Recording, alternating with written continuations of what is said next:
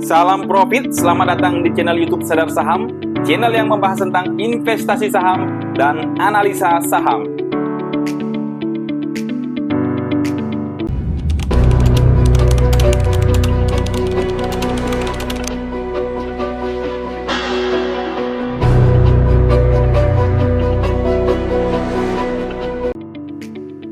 Halo semuanya, selamat datang kembali di channel YouTube Sadar Saham.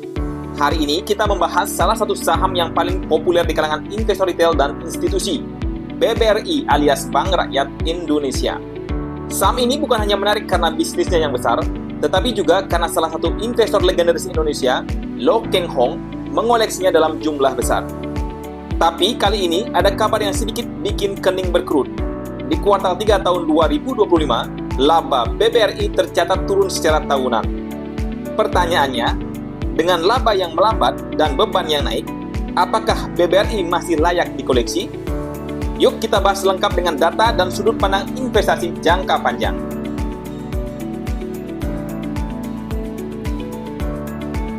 Oke, kita mulai dari datanya dulu biar jelas. Hingga akhir September tahun 2025, BBRI mencatat laba bersih sebesar 40,778 triliun rupiah, turun 9,5% secara year on year dibanding periode yang sama di tahun 2024 yang mencapai sekitar 45,064 triliun rupiah.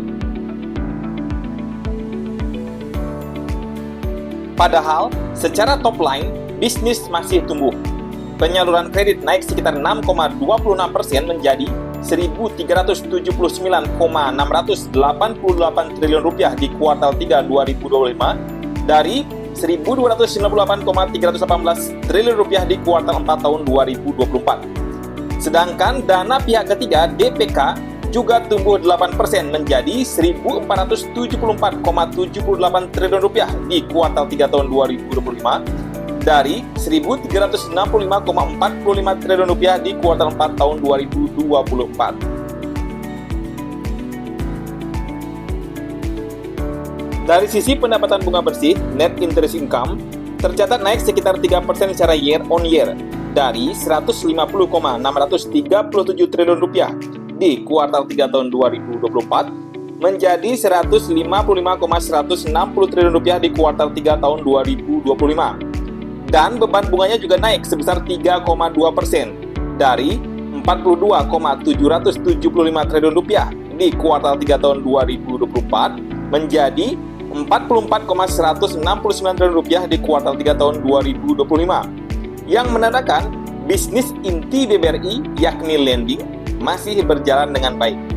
Akan tetapi, yang menjadi masalah justru ada di sisi bawah laporan keuangan, yaitu beban pencadangan dan kualitas kreditnya. Nah, ini bagian yang agak berat. Per akhir kuartal 3 tahun 2025, rasio kredit bermasalah NPL gross BBRI naik ke 3,29% dari sekitar 2,9% di tahun lalu. Sementara NPL net tercatat 1,04%. Untuk menutupi risiko kredit yang meningkat itu, BBRI memperbesar CKPN, cadangan kerugian penurunan nilai, menjadi 4,17% terhadap aset produktif yang sebesar 33,59 triliun rupiah.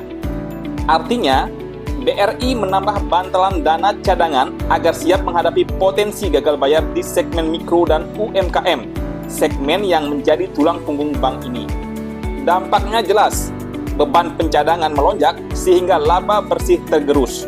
Selain itu, BOPO, rasio beban operasional terhadap pendapatan, naik ke 71,89%, menunjukkan efisiensi menurun dibanding periode sebelumnya. Sementara itu, net interest margin (NIM) masih di level 6,53%. Cukup stabil, tapi mulai tertekan oleh kenaikan biaya dana dan kompetisi suku bunga deposito. Kalau kita bedah lebih dalam lagi, tekanan ini sebagian besar datang dari segmen mikro dan ultramikro yang menjadi kekuatan utama BBRI. Kenapa bisa begitu? Karena setelah ekspansi besar di tahun 2022 sampai tahun 2024, Lewat ekosistem holding ultramikro bersama Pegadaian dan PNM, resiko kredit mikro meningkat, apalagi di tengah perlambatan ekonomi domestik dan kenaikan suku bunga di semester pertama tahun 2025. Sementara itu, permintaan kredit di sektor produktif besar belum sepenuhnya pulih. Jadi, bank seperti BRI masih sangat tergantung pada segmen mikro dan UMKM. Ini membuat manajemen harus berhati-hati, bahkan memperkuat cadangan. Makanya, CKPN-nya naik lumayan besar tadi. Sekarang, kita membahas bagian yang banyak ditunggu, peran Lo Keng Hong di saham ini. Investor legendaris ini dikenal sebagai Warren Buffett-nya Indonesia. Ia dikenal membeli saham-saham under value dengan fundamental kuat dan sabar menahannya bertahun-tahun.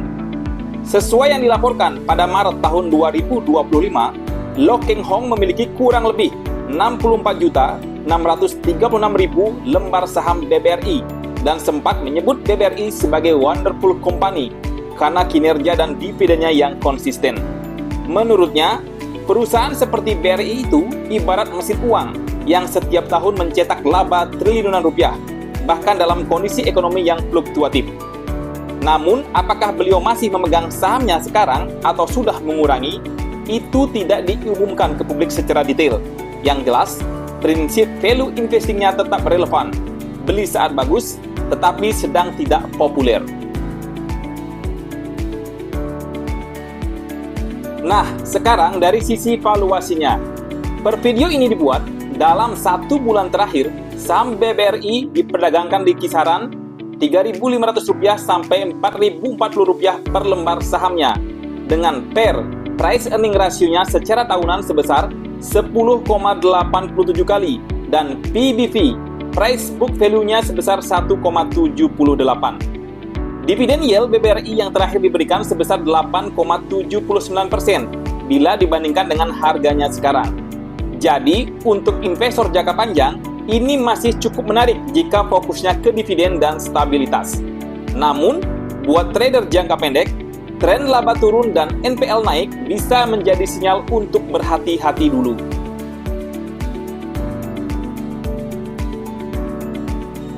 Untuk harga wajar BBRI, menurut perhitungan dari Sadar Saham, berada di rentang harga Rp5.380 sampai Rp7.175 per lembar sahamnya.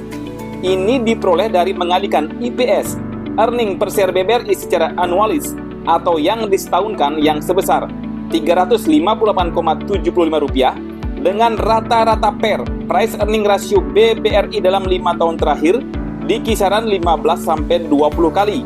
Maka memperoleh hasil Rp5.380 sampai Rp7.175, di mana kedua harga ini sudah kami bulatkan.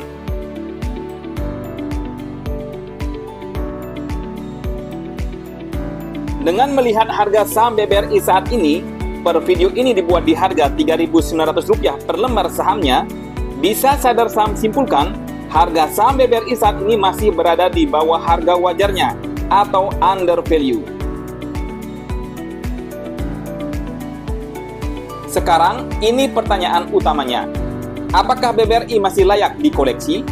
Jawabannya ya, tapi tergantung horizon investasi kamu. Kalau kamu investor jangka panjang seperti Lo Keng Hong yang percaya bahwa BBRI punya fondasi bisnis yang kuat, jaringan yang besar, dan basis nasabah mikro terbesar di Indonesia, maka ini bisa menjadi momen bagus buat akumulasi bertahap. Harga sedang tertekan karena penurunan laba sementara, bukan karena fundamental yang rusak. Akan tetapi, kalau kamu investor jangka pendek dan tidak tahan volatilitas, mungkin lebih baik menunggu dulu sinyal pemulihan di kinerja kuartal 4 atau di awal tahun 2026. Sebab, selama NPL dan CKPN masih tinggi, tekanan ke laba bisa berlanjut.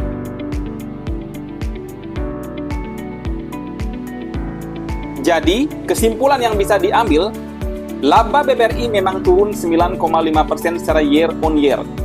NPL gross naik ke 3,29%. Dan CKPN-nya diperkuat menjadi 4,17%. Akan tetapi, bisnis intinya masih tumbuh dan stabil. Kredit naik, dana pihak ketiga naik, dan net interest margin masih terjaga di atas 6%. Saham ini tetap menjadi salah satu pilar utama di sektor perbankan nasional.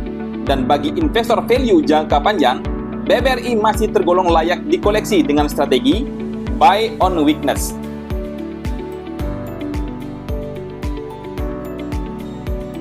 Oke, itu dia pembahasan kita hari ini. Kalau kamu suka analisis seperti ini, jangan lupa untuk klik like, subscribe, dan nyalakan lonceng notifikasi biar tidak ketinggalan update saham menarik lainnya. Tulis juga pendapat kamu di kolom komentar. Menurut kamu, BBRI apakah masih menarik di harganya sekarang? Sampai jumpa di video berikutnya, dan seperti biasa, ayo investasi dengan bijak. Jangan ikut-ikutan. Lakukan riset sebelum para sahabat investor memutuskan membeli sebuah saham. Sampai jumpa!